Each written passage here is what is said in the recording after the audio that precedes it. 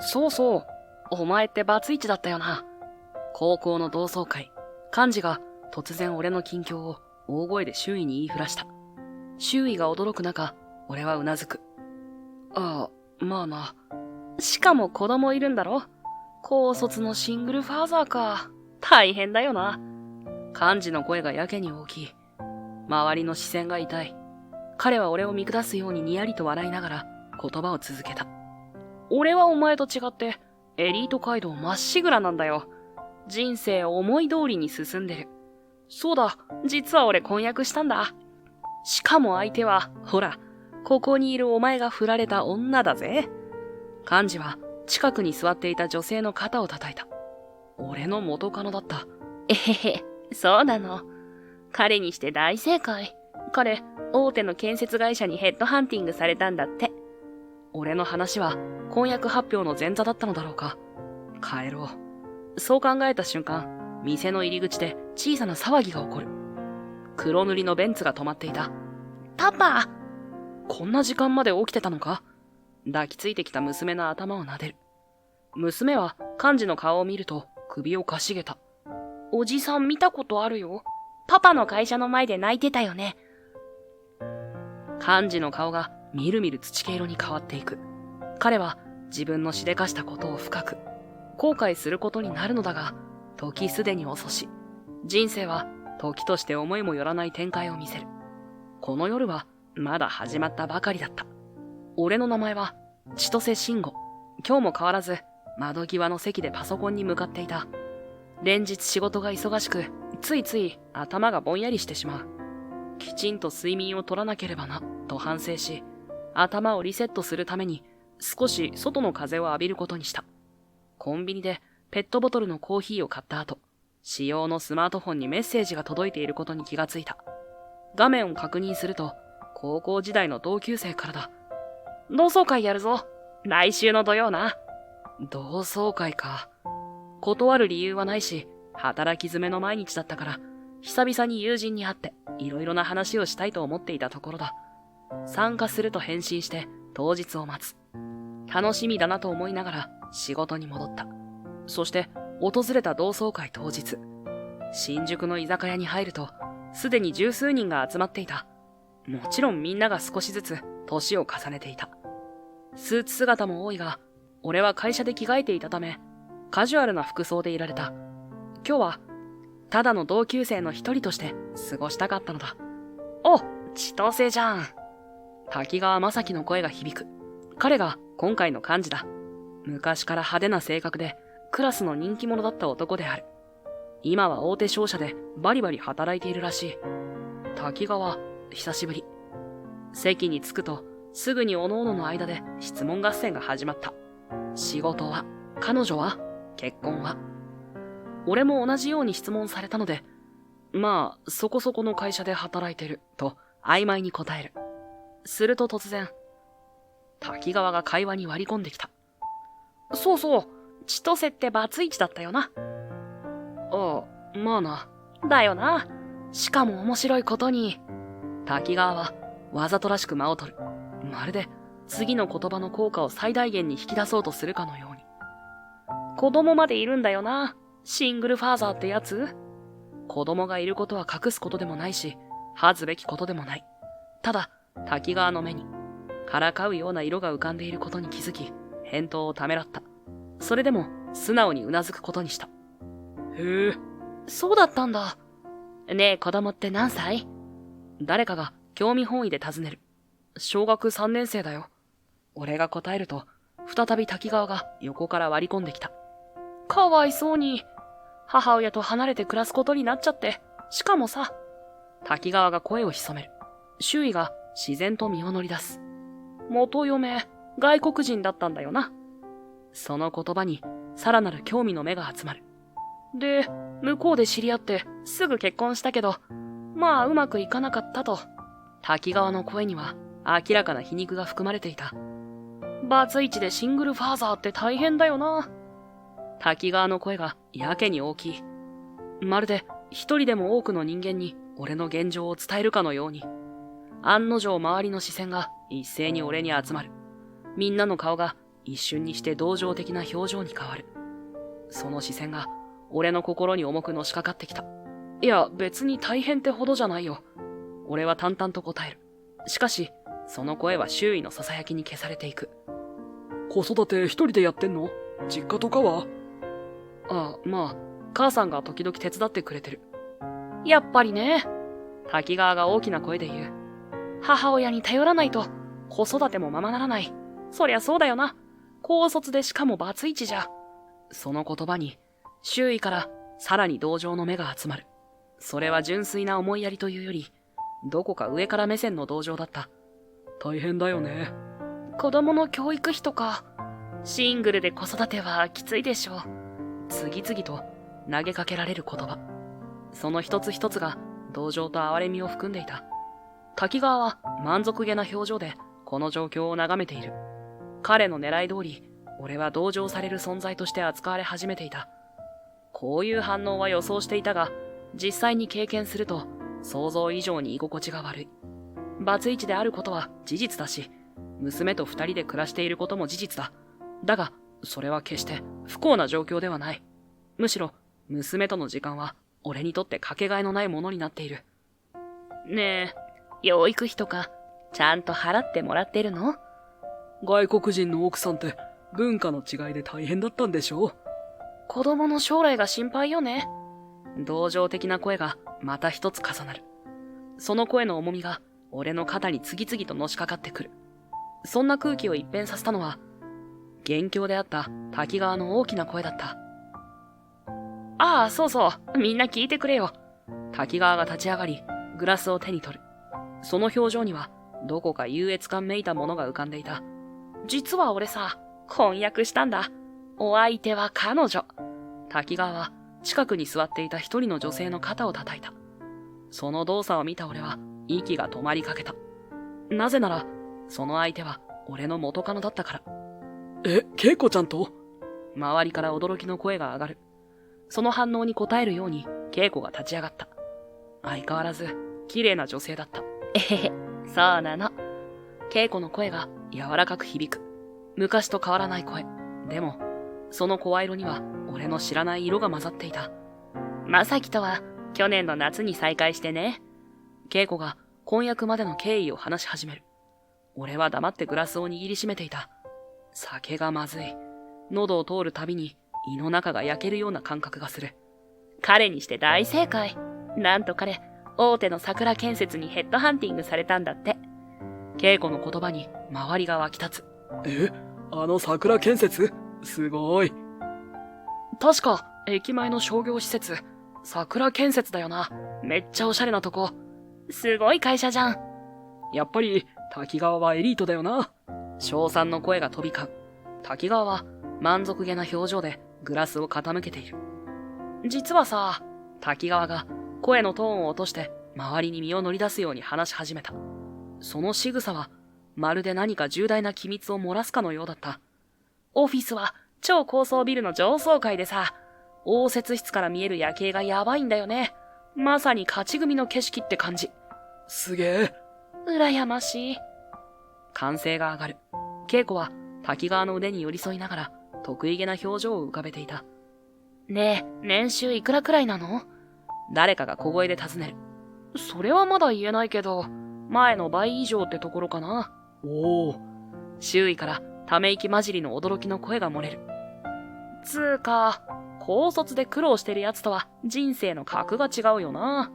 滝川の視線が明らかに俺に向けられた。その目には露骨な優越感が浮かんでいる。ほんとそれ、親のせいで大学行けないとかさ。誰かがそう言って俺の方をチラチラ見る。でも仕方ないよね。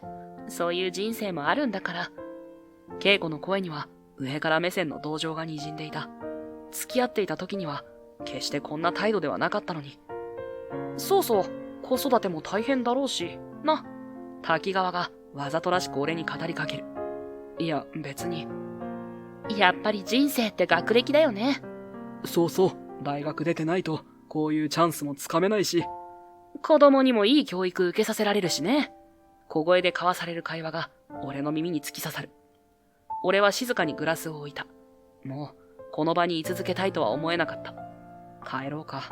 そう考えた瞬間だった。店の入り口で小さな騒ぎが起こる。あ、舞子ちゃんだ。振り向くと、そこには赤平真由子の姿があった。高校時代、誰もが振り返る美人として有名だった。今もそこかしこから簡単のため息が漏れるほど美しい容姿をしている。赤平さんは周りの視線を集めながらゆっくりと店内に入ってきた。彼女の姿を見た瞬間、俺の心臓が大きく跳ね上がった。その姿は相変わらず周囲の視線を集めている。仕事で遅くなっちゃった。もうすぐ一次会終わっちゃうね。彼女の声が騒がしい店内に柔らかく響く。その声を聞いた瞬間、俺は思わず目を伏せた。声が震えないように呼吸を整えながら、ゆっくりとグラスに口をつける。視線を落としていた俺は、ふと隣の席が空いていることに気がつく。そして次の瞬間、赤平さんがその席に腰を下ろした。ほのかに漂う香水の香り。その香りが俺の鼓動をさらに加速させる。千歳くん、もう結構飲んでる？彼女が俺に微笑みかける。その表情は変わらず優しく、俺は一瞬言葉を詰まらせそうになった。隣に座られただけで、すでに呼吸が苦しい。ああ、まあね。精一杯の落ち着きを装って返事をする。それでも、声が少し震えているのが自分でも分かった。テーブルの向こうでは、相変わらず滝川と稽古を中心に話が盛り上がっている。だが今は、その声が遠くに聞こえる。赤平さんの存在が、俺の意識を完全に支配していたからだ。ね、千歳くんは二次会行くの？突然の問いかけに、俺はとっさに返事をしていた。ああ、行こうかな。一生懸命に平静を装って答えたつもりだったが、声が裏返りそうになる。一次会の時点で帰ろうとしていたのに、ついうなずいてしまった。じゃあ私も行くわ。ゆっくり話そう。うん。彼女の言葉に、俺の胸の鼓動が激しくなった。赤平さんのおかげで、二次会でも話題は尽きることなく、気がつけば午後11時を回っていた。彼女がいなかったら、ここまで楽しい時間にはならなかっただろうな、と思える。じゃあそろそろお開きにしようか。滝川の声にみんなが同意するようにうなずく。店を出ると夜の冷たい空気が頬を撫でた。俺は思わず首元を引き締める。タクシー相乗りする人。滝川が声をかけた時だった。店の前に一台の黒いベンツが静かに停車した。みんながチラチラと横目でベンツに興味を示す中、運転席から身なりの整った初老の男性が降りてきた。彼は俺のそばまでやってくると頭を下げた。信号様、お迎えに参りました。運転手の丁寧な声が静まり返った空気の中に響く。は？近くで聞いていたのだろう。滝川の間抜けな声が漏れた。滝川の目は俺と運転手を交互に見つめている。すみません。遅くなるから帰ってもらっていいのに。俺が運転手に返事をした瞬間だった。後部座席から小さな影が飛び出して、まっすぐ俺に向かって駆け寄ってくる。パパ！娘のランだ。ラン、こんな時間まで起きてたのか？抱きついてきたランの頭を優しく撫でる。周りの空気が一気に変わった。シンゴ、何その車と運転手。あなたたち、一体何者？稽古の声が震えている。その問いに答えたのはランだった。何者？パパはパパだよ。ランのパパ。そうじゃなくて、ランの毒気のない返事に稽古は戸惑っている。あとはね、桜建設の社長さんなんだよ。すごいでしょ？その無邪気な声に周囲から驚きの声が上がった。はあ？桜建設って。嘘だろ？そんな中、滝川の様子がおかしくなる。みんなをかき分け、俺の前までやってきた。待てよ、お前が。まさかそんなはず。だってお前、高卒だろ？大学行けなくなったんだよな。そうだけど、大学に行けないからといって、社長になれないとは限らないよ。動揺を見せる滝川に、俺ははっきりと言った。確かに、俺は同窓会の途中に話題に上がった桜建設の社長だ。そして、最終学歴は高校である。あれは、18年前。俺は確かに、早稲田大学の創造理工学部の建築学科に合格していた。高校時代までの成績は良かったし、将来への夢も描いていた。でも、人生は思い通りにはいかない。父が急性の脳梗塞で倒れたのは合格発表の2日後だった。突然のことで家族全員が混乱した。幸い命に別状はなかったが、後遺症が重く、リハビリに専念しなければならない。もともと金に困窮していた我が家に、高額な医療費がのしかかった。母は一生懸命に働いた。でも、父の治療費と妹の高校進学を考えると、大学の学費なんて、とても払える余裕はなかった。それどころか、俺が大学に行っている場合ではないと感じた。大学は諦めるよ。その時の決断を今でも覚えている。両親には猛反対された。奨学金制度で通うことはできたが、家計が逼迫していることに変わりはない。父には家の心配をせず、療養に専念してほしかった。俺が働けば済む話だと思ったのだ。就職活動を始めた時、たまたま目にしたのが桜建設の求人だった。当時はまだ中堅企業。でも、その分野での評価は高かった。面接で俺は全てを話した。大学進学を諦めた理由も、家族のことも、そしてこれからの夢も。面接官は黙って俺の話を聞いていた。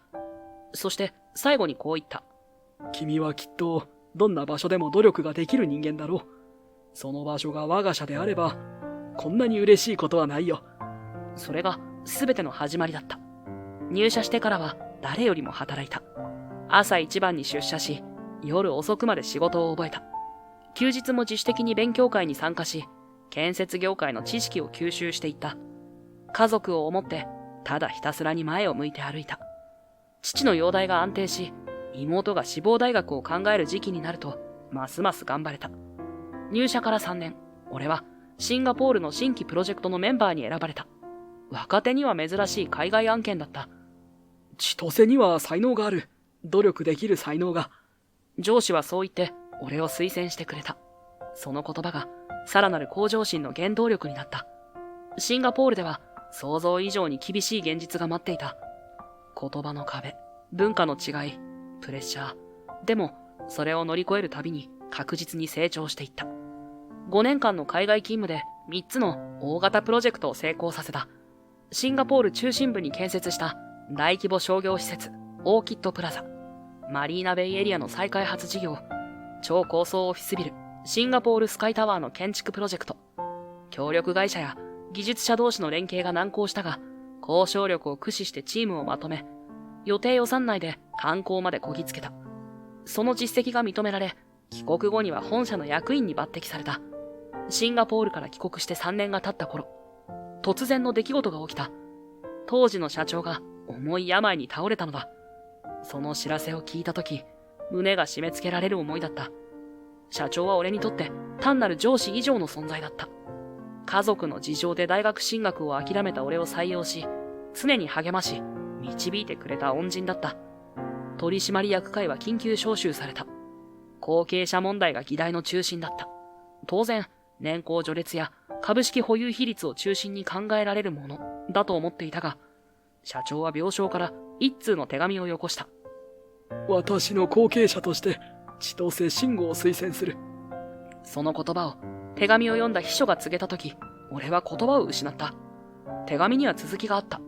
彼には人としての器がある。学歴や経験年数では測れない本質的な経営者としての資質を持っている。シンガポールでの実績はその証明だ。彼は常に会社と社員のことを第一に考え行動してきた。彼は我が社の夢だ。取締役会では激しい議論が交わされた。若すぎる、経験が足りないという反対意見が大半を占めた。しかし、シンガポールプロジェクトを共に戦った役員たちが強く俺を推してくれた。千歳君ほど現場を知っている人間はいない。彼なら若さを武器に新しい時代の風を吹き込んでくれる。何より彼には信念がある。最終的に取締役会は満場一致とはいかなかったものの、俺を新社長として選任することを決定した。その知らせを受けたとき、俺は病室の社長を訪ねた。私の目に狂いはないよ。社長はそう言って、弱々しくも温かい笑顔を見せた。これからは君の時代だ。桜建設を君の色に染めてくれ。その言葉を胸に刻み、俺は重責を担うことを決意した。年齢や学歴という既成概念に縛られることなく、自分の信念を貫くことを誓った。そんな経緯を知る由もない滝川は、目を見開いたまま固まっていた。稽古も同じように、信じられないという表情を浮かべている。嘘だろ？まさか、お前が。滝川の声が震えている。先ほどまでの高慢な態度は消え、困惑に満ちた表情になっていた。不意に、娘の蘭が滝川をじっと見つめた。まるで顔を確かめるように、首をかしげながら何度も瞬きを繰り返している。蘭、どうした？俺が声をかけると、蘭はふと目を丸くしていった。おじさんの顔、見たことあるよ。その場にいた全員の視線が一気に蘭と滝川に集まる。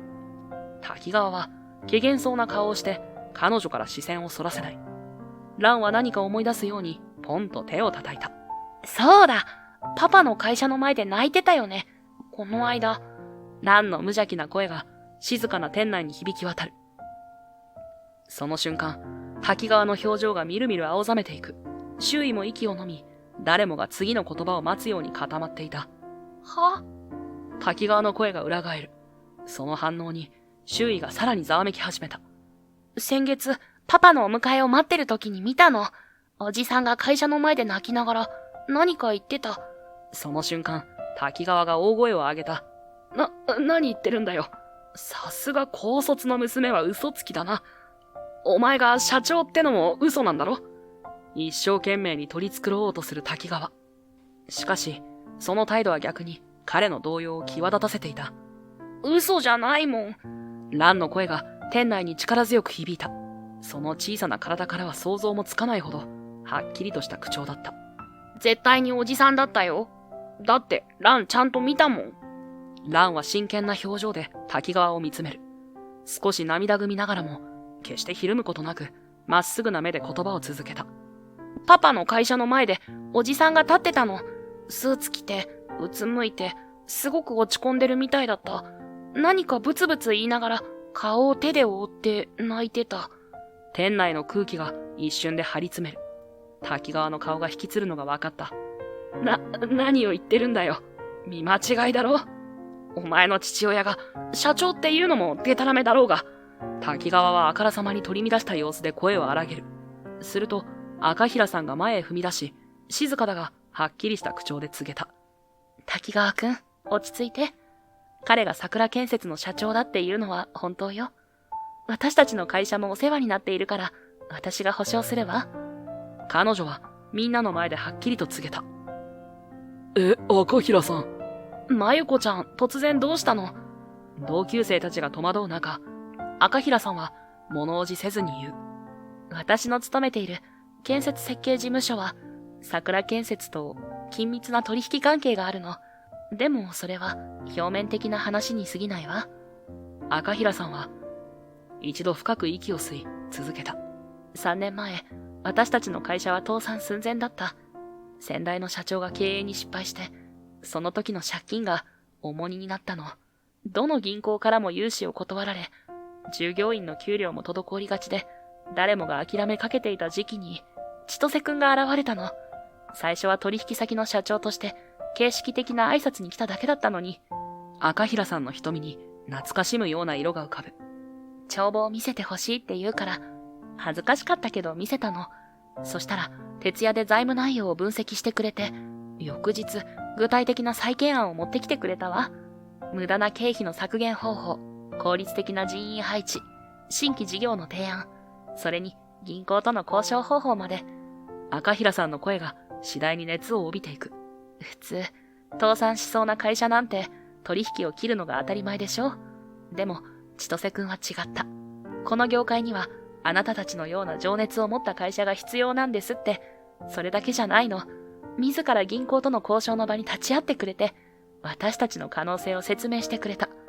桜建設の信用力を担保に使って、新規融資までしてくれたわ。その後も、週に一度は必ず来てくれて、社員の相談に乗ってくれた。技術的なアドバイスだけじゃなく、時には人生相談まで。特に経営面では、私たちの未熟な部分を根気強く指導してくれたわ。おかげで、うちの業績は劇的に改善した。過去最高だった時期と比べても、10倍以上になったのよ。その言葉に周囲からどよめきが起こる。俺は少し照れくさく感じていた。同時に赤平さんがこうしてみんなの前で俺を評価してくれることが嬉しかった。そんなこと。しかし、滝川はまだ信じようとしない。いや、信じたくないのだろう。信じられない？赤平さんが悲しそうな目で滝川を見つめる。でも、これが真実よ。高卒だとか、バツイチだとか、そんな表面的なことで人を判断する前に、その人の本質を見る目を持たなきゃ。それを、私は千歳くんから学んだわ。一生懸命俺のことを話してくれる赤平さんを見て、蘭が俺の袖を引っ張った。そうだ、証拠があるもん。パパ、名刺。蘭が俺のスーツの内ポケットを指さす。娘の一生懸命な提案に思わず微笑んでしまう。はい。俺はポケットから名刺を取り出した。シンプルながら重厚な紙質の名刺には、確かに桜建設株式会社代表取締役社長千歳慎吾の文字が刻まれている。さすがにこれで真実だと分かってくれるだろう。滝川に手渡すと、周囲の同級生たちが集まって名刺を覗き込む。おお、すげえ。本当じゃん。まさか千歳が。驚きの声が次々と上がる中、一人の同級生が不思議そうな表情を浮かべた。でも待てよ。滝川も桜建設に入社したって言ってたよな。なんで社長が千歳だって知らないんだ？その鋭い指摘に場の空気が一変する。全員の視線が一斉に滝川に向けられた。滝川の顔がみるみる青ざめていく。それは。っていうか、さっき千歳の娘さん、滝川が会社の前で泣いてたとか言ってなかったっけ？何？どういうこと？滝川の声が震えている。俺は深いため息をつきながら静かに口を開いた。滝川が面接に来たことは知っていたよ。人事部から社長と同じ高校卒の方が来ましたって連絡があってね。わざわざ報告してくれたんだ。そうか。じゃあ俺合格だよな。滝川の声が震えている。その目にはわずかな期待が浮かんでいた。それは、滝川、結果はその場で知らせてもらっただろ？そう、不採用だと、すでに言われているはずなのだ。それを分かっているはずの滝川は、口元を引きつらせて言う。いや、何かの間違いだよな。だって俺は、朝日商事で営業部門のトップだったんだぜ。そのことも面接官に伝えてある。俺が落ちるなんて、あるわけないじゃん。確かに、滝川の言う朝日商事は、大手企業だ。しかし、そのことなんだが、滝川の会社は今、業績が悪化して、大幅なリストラをしているよな。ああ。そのリストラの影響で、君がうちに来たんだって人事部から聞いているんだけど。俺は慎重に言葉を選んだ。相手の自尊心を傷つけないように。でも、真実は伝えなければならない。リストラされた、だなんて、みんなの前で言いたくなかったのに。俺が滝川に事実を確認した瞬間、滝川の後ろから小さな悲鳴が上がった。リストラ？嘘でしょ？稽古だ。彼女の目は驚きと混乱で大きく見開かれていた。滝川の腕をつかみ、大きく揺さぶる。まさき？あなた桜建設にヘッドハンティングされたって言ったじゃない。その非難の声に、滝川は一生懸命に取り繕おうとした。そうだよ。俺はヘッドハンティングされたんだ。そうだよな。滝川は俺に向かってまるで溺れる者が藁をもつかむような目で訴えかけてきた。その姿に胸が痛んだ。これ以上の嘘は誰も幸せにしないのに。悪いけど、同級生だからといってヘッドハンティングなんてしていないよ。その言葉が重たい沈黙を生んだ。それでも俺は続ける。最後まで言わなければならない。人事部から面接の様子も詳しく聞いた。滝川は、随分と傲慢な態度だったそうだな。どういう意味だよ。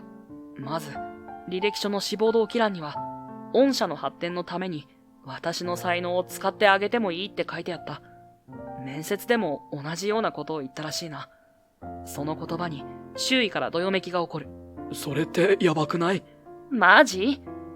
ああ、それに、面接官が具体的にどのような方針で会社に貢献できますかと聞いたら、それは入社してから考えるよ。そんなの今から決めてどうするのって答えたって聞いた。もう、黙れよ。滝川の声は、もはや懇願するような調子に変わっていた。人事部長からの報告書には、前代未聞の傲慢な態度。このような人材は、会社の価値観を根本から損なう危険性がある。って書かれてたよ。滝川の顔が歪んだ。その表情には、怒りと恥辱が混ざっているのが手に取るようにわかる。俺は、彼の目を見つめながら、静かに言葉を続けた。せっかく仕事はできるのに、その傲慢さが、俺の言葉が終わる前に、滝川が叫ぶように遮った。うるさい。そうだよ。俺はリストラされたんだ。ずっと会社に貢献してきたのに。彼の声が夜の街に響く。そんな俺を、お前も見捨てるのかよ。お前って薄情な奴だよな。同級生って言うのによ。社長様のくせに。滝川の取り乱しように、周りにいた同級生たちが後ずさりした。そんな中で、蘭が滝川に向かって言う。パパ、悩んでたよ。蘭の声に、滝川は続きの言葉を飲み込んだ。家でね、どうしようって。おじさんのこと放っておけないって。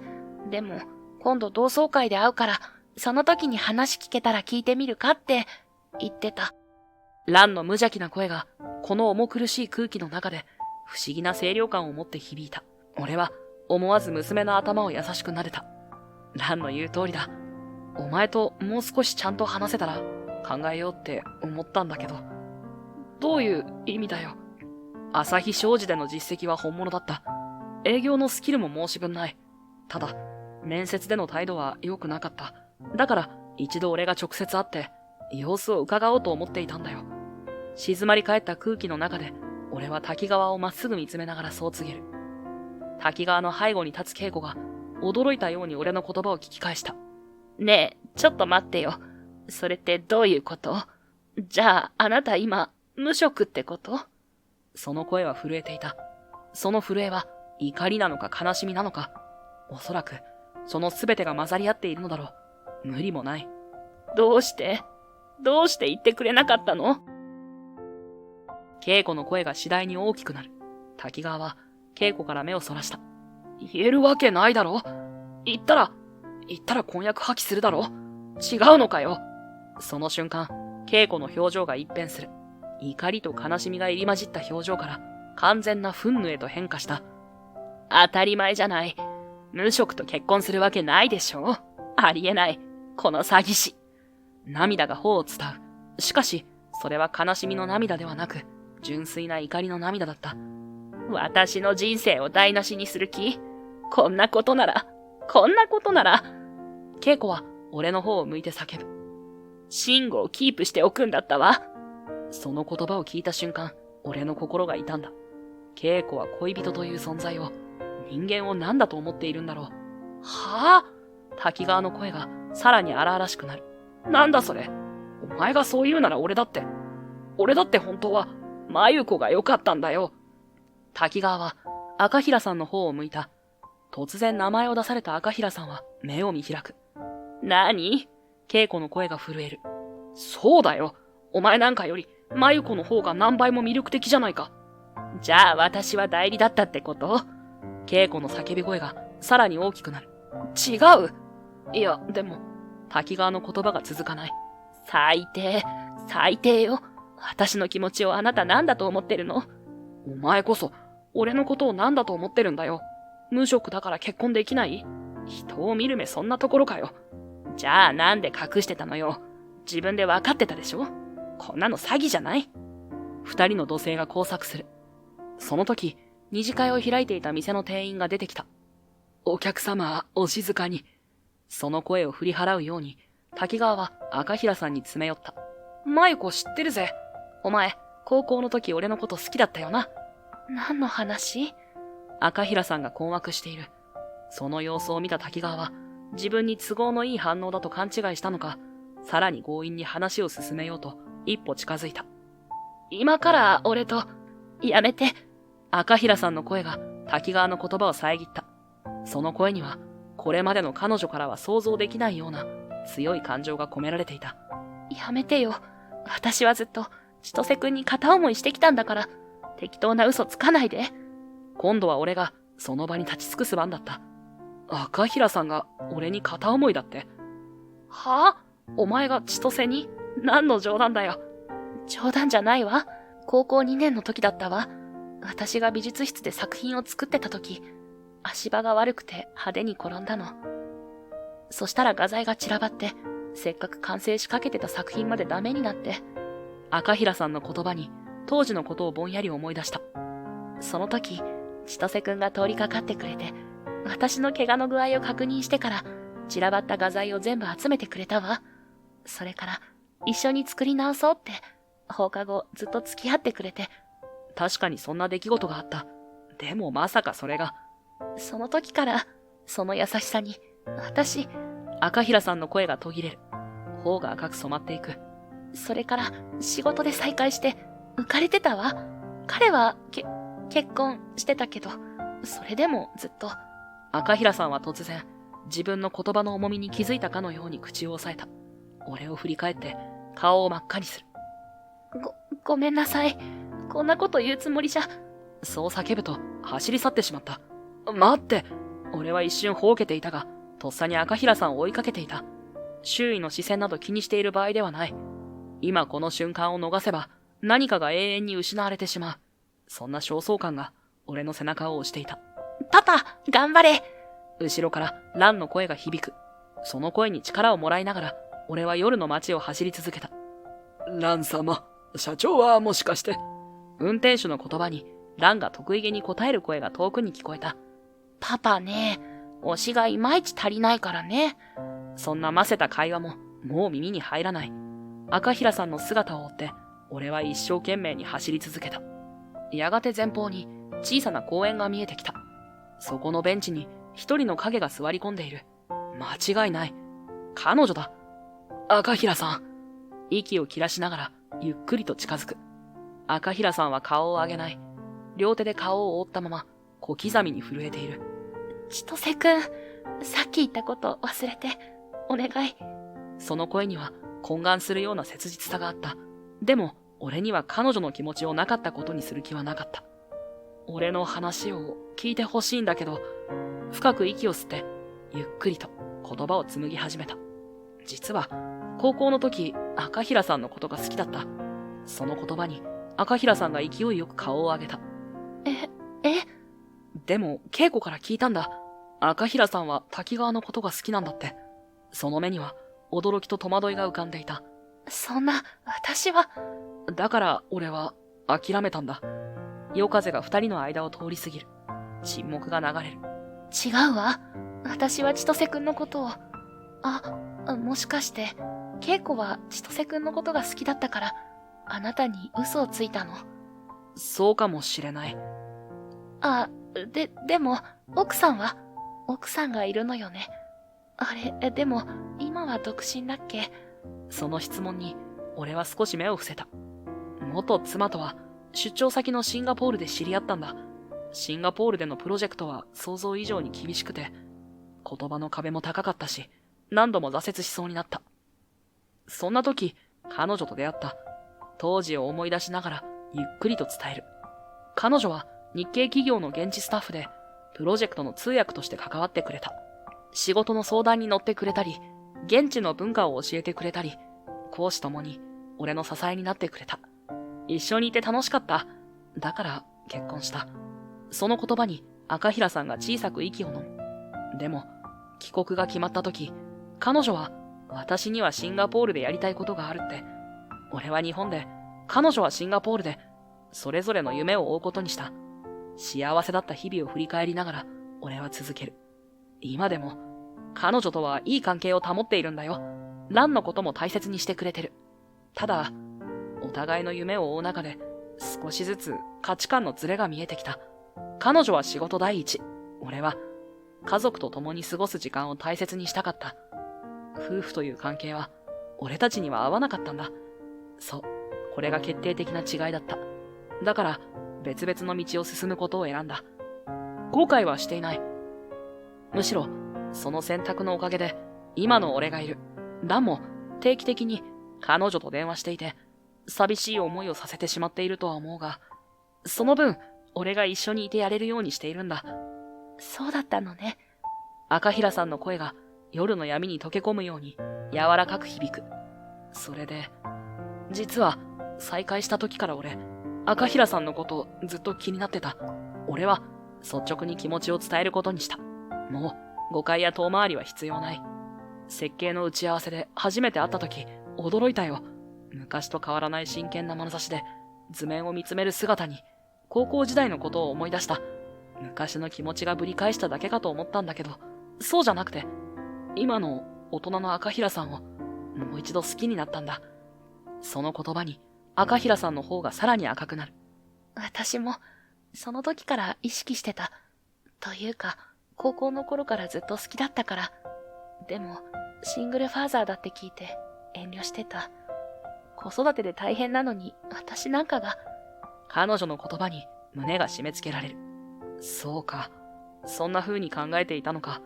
ランのことは心配しなくていい。俺は自信を持っていった。ラン、赤平さんのこと気に入ってるんだ。まゆこお姉さんみたいな人がお母さんだったらいいのにって。その言葉に赤平さんの目が驚きで見開かれる。ランちゃんがそんな風に。ああ、この前の設計打ち合わせの時、赤平さんがランにお菓子をくれただろ。あの時からすっかり懐いてる。というか、俺の気持ちに気づいているから、背中を押そうと躍起になっているくらいなんだ。でも、私子育ての経験なんて。経験なんて関係ない。大切なのは気持ちだよ。ランと俺と、家族を大切に思ってくれる気持ち。君は器用だから、気持ちがあればどうとでもなるさ。あんまり無責任なことは言えないけれど、俺は彼女の目をまっすぐ見つめながら言った。だから、もしまだ俺にチャンスがあるなら、結婚を前提に付き合ってほしいんだ。いずれは、ランの家族になってくれたらって思ってる。その言葉に赤平さんが立ち上がり、勢いよく俺に抱きついた。彼女の返事は迷いのない強い声だった。その瞬間、遠くから小さな歓声が聞こえた。振り向くと、公園の入り口に黒いベンツが止まっていて、そこからランが手を振っている。パパ、やったね。ランの無邪気な声に二人は思わず笑みがこぼれる。見られてたのか。照れくさそうに頭をかく俺に、赤平さんが優しく微笑んだ。パパ、まゆこお姉さん、おめでとう。ランちゃん、ありがとう。よし、帰ろう。二人とも冷えちゃうよ。ランに促され、俺は彼女の手を取ってベンツの方へ歩き始める。その手は少し冷たかったけど、確かなぬくもりを感じた。あれから3ヶ月が経った。赤平さんを今ではまゆこさんと呼んでいる。彼女との関係は順調に進んでいた。パパ、デートの時は絶対にお花を持っていくんだよ。休日の朝、ランが真剣な表情で俺にアドバイスをする。最近では、娘が恋愛のアドバイザーを買って出るようになっていた。そうなの？そうだよ。まゆこお姉さん、お花好きでしょ？それに、パパがお花持ってくると、すっごく嬉しそうな顔するの。ランの観察眼の鋭さに思わず笑みがこぼれる。確かに、まゆこさんは花が好きだ。二人で出かけるとき、花屋の前で足を止めることが多い。わかった。今日のデートお花買っていくよ。それと、まゆこお姉さんの手、いつも冷たいでしょ？だから、パパが手をつないであげてね。おいおい、そこまで細かく教えてくれなくても。照れ隠しに頭を撫でると、ランは得意げな表情を浮かべる。だって、まゆこお姉さんに早く家族になってほしいもん。その言葉に胸が熱くなる。ランとまゆこさんの関係がこんなにも自然に育っていることが嬉しかった。よーし、じゃあパパ、今日も頑張ってね。ああ、約束する。出勤準備を終えてオフィスに向かう。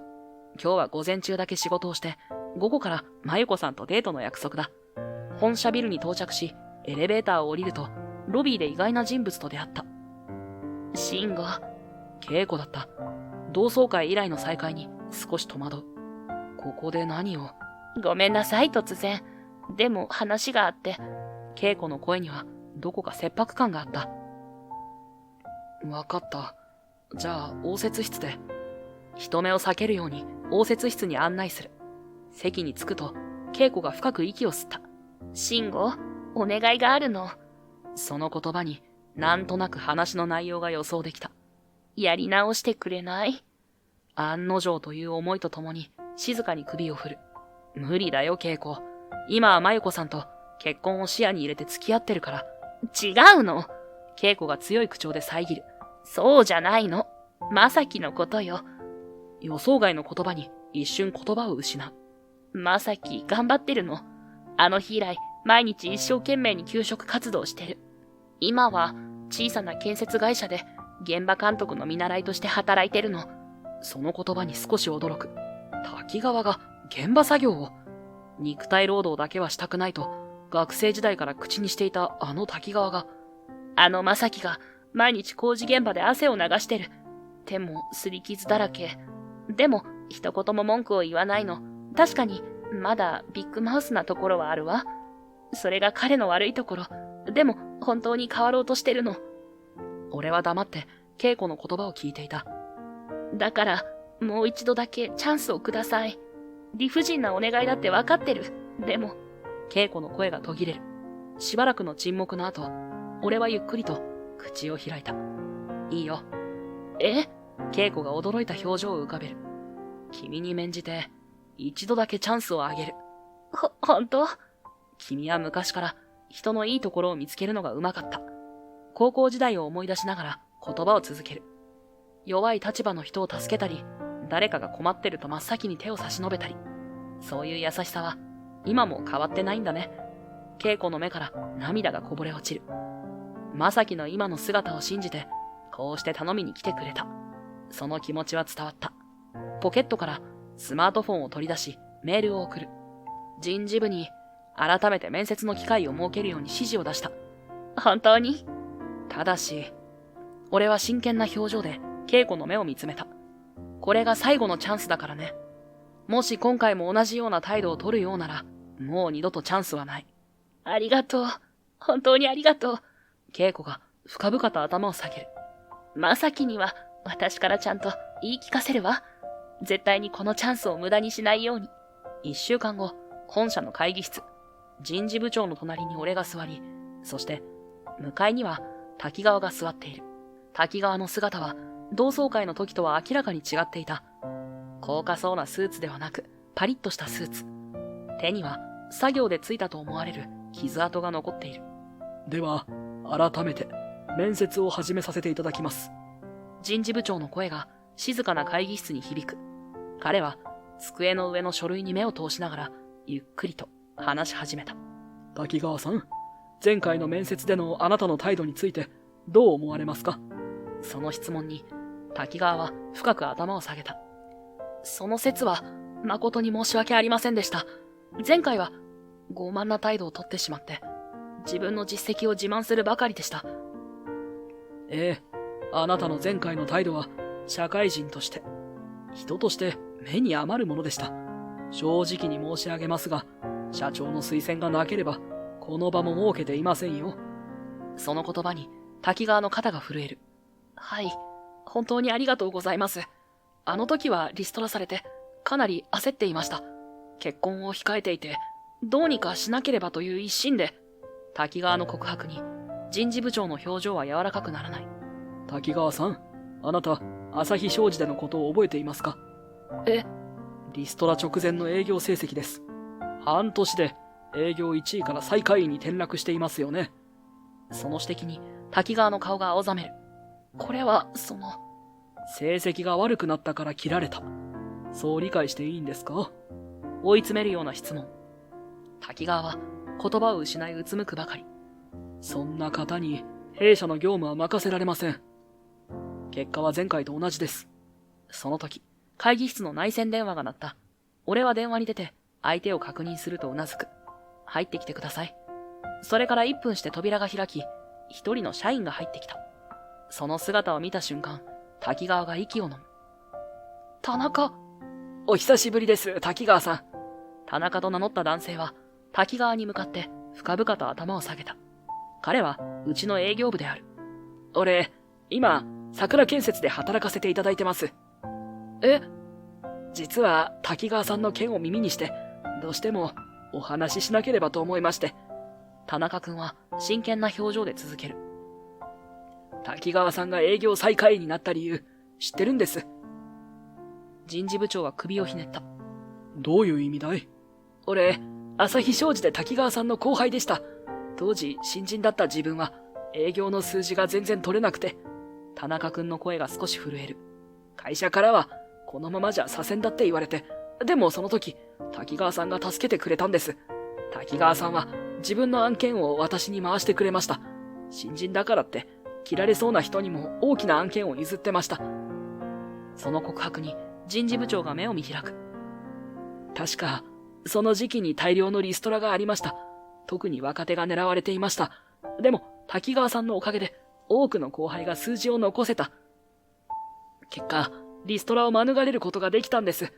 ですが、その代わりに、滝川さんの成績が、田中くんの声には、感謝の気持ちが溢れていた。滝川さんは、自分の評価を落としてまで、後輩たちを守ってくれた。そのことを誰も知らなかっただけなんです。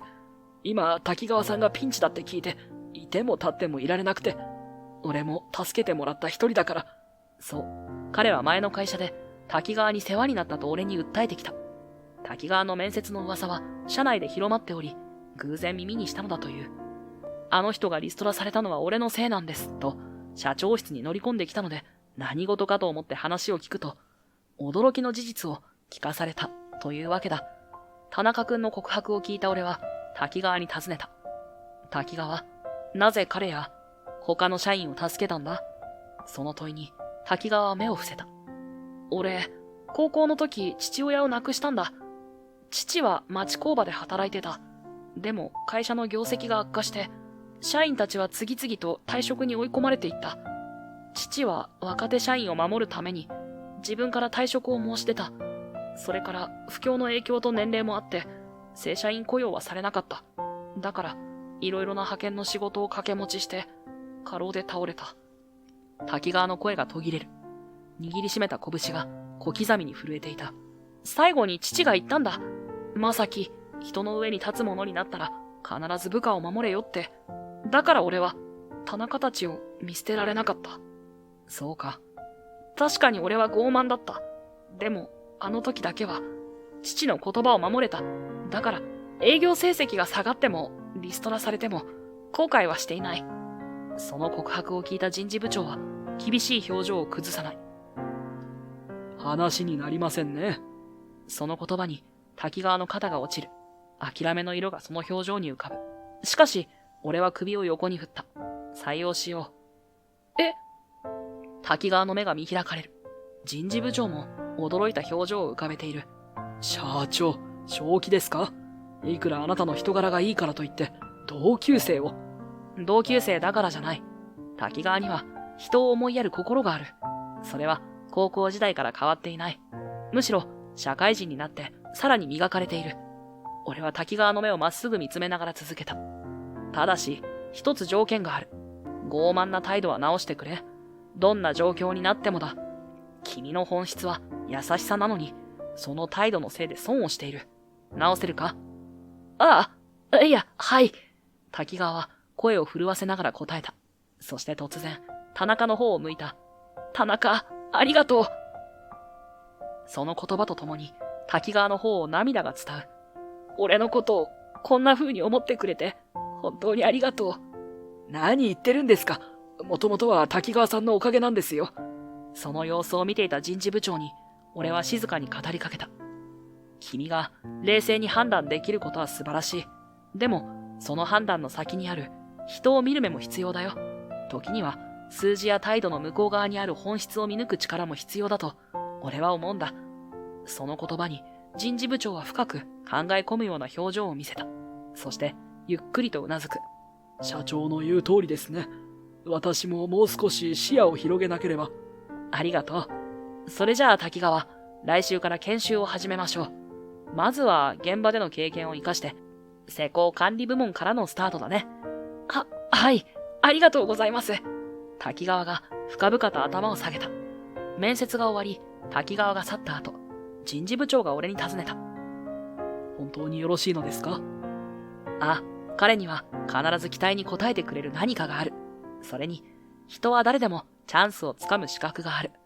そのチャンスを活かせるかどうかは、その人次第だけどね。